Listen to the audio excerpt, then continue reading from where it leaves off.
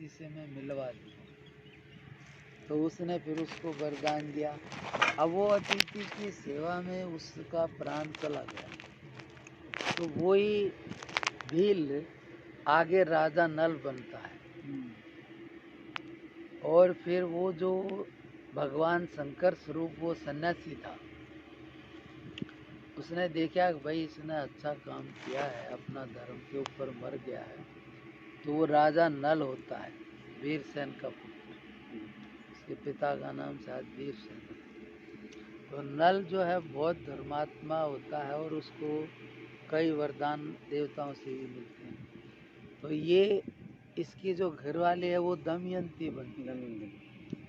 फिर वो भगवान हंस बन के इसको दमयंती के आगे जाके बोलता है कि राजा नल ऐसा है, राजा नल ऐसा है। तो वो उसकी जाके सुनाता है। तो दमयंती कहते हैं बहुत सुंदर थी, देवता भी सोचते थे कि हमें मिल जाए उसका। तो इसलिए उसने क्या किया, तो वो सुनाता रहा। तो उसके मन में नल के प्रति भाव बन गया कि हाँ, नल राजा अच्छा है, धर्मात्मा, और उसका बड़ा नाम है। तो फिर उसने सोचा कि मैं राजा नल को ही वर लूं। दूसरी एक बात, एक दीपक राग होता है, एक पवन राग होता है। तो दीपक राग कैसा होता है कि दीपक पहले रखते थे घरों में, तो दीपक बुझा के रख दे, और यदि कोई दीपक राग गाएगा तो वो दीपक अपने आप जग जाएगा, जल जाएगा। ये दीपक राग की खासियत है। तो उसने फिर उसको किसी ने पूछा कि भाई कैसे पता लगेगा कि वो राजा नल है, आया है कि नहीं है, या कौन है। तो एक विक्रमादित्य हो गया पहले और राजा नल। तो विक्रमादित्य को भी आता था ये दीपक राग, और राजा नल को भी आता था। तो वो सब के यहाँ दीपक रख दिए राजाओं के, और बोले भाई अपना जला लो। जलाने का कुछ नहीं दिया। तो सब अंधेरे में बैठे सोच रहे हैं भाई क्या करें। तो फिर उसको आता है राजा नल को, तो उसने दीपक राग गाया तो सब दीपक।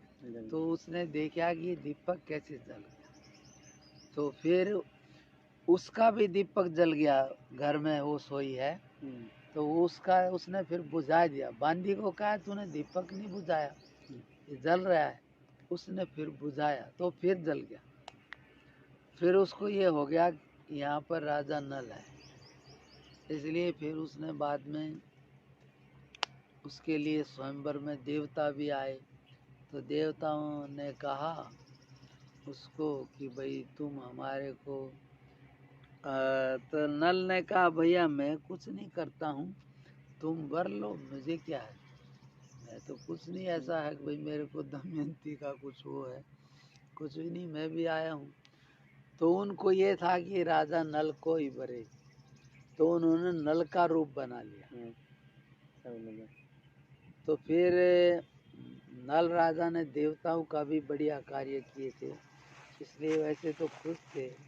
पर बाद में उसने नल का रूप बना लिया ना, तो कई हो गए, किसको माला पहनाई। फिर बाद में उसने सोचा, प्रार्थना किया देवताओं से, भाई मेरे को कैसे पता लगे कि ये मेरा पति है, कौन है। तब राजा नल ने तो कुछ नहीं, लेकिन देवताओं ने कहा, बोले कि कोई बात नहीं, तू वर मांग ले, जो चाहेगी वो हो जाएगा। और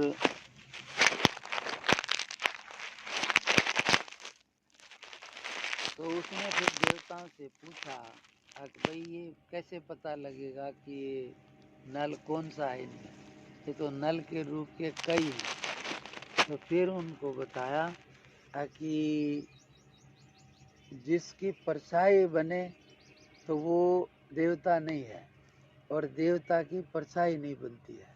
ये पहचान होती है तो भगवान देख लेना मांगता है आदमी में और देवता में। तो उसको जब ये आया तो फिर उसने देखा कि इनकी परछाई नहीं बनती है, उनके शरीर निर्मल होते हैं, पार हो जाता है कांच की तरह।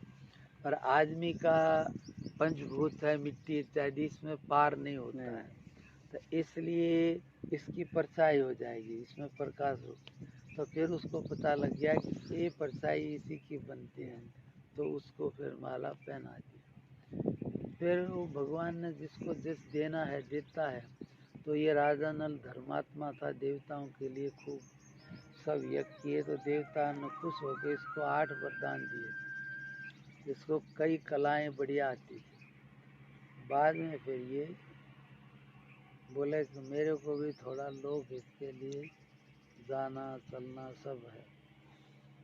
तो ये फिर उस हिसाब से बाद में कुछ इसके विरोध हो गए। एक इसका दूसरा भाई था, वो सोचा इसका नाम जस बहुत है, मेरे को कोई नहीं पूछता। उसने इसको तो कलयुग बोलता है इसको, मैं तेरे को वो कर दूंगा। तो फिर ये जुए में इसको बुलाया जाता है। तो ये जुए में वो कलयुग पासा बन जाता है।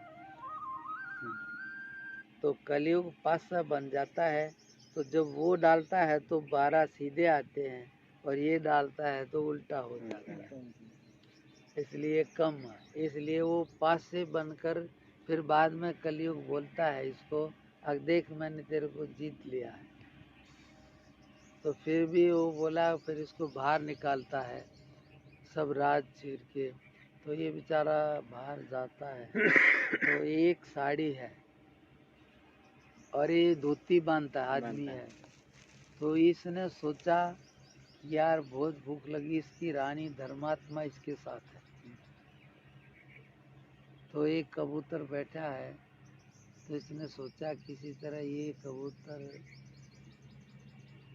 मिल जाए तो थोड़ा खाने को कुछ पेट भर जाए कैसे भी। तो वो उसके शिकार में जाता है, तो पास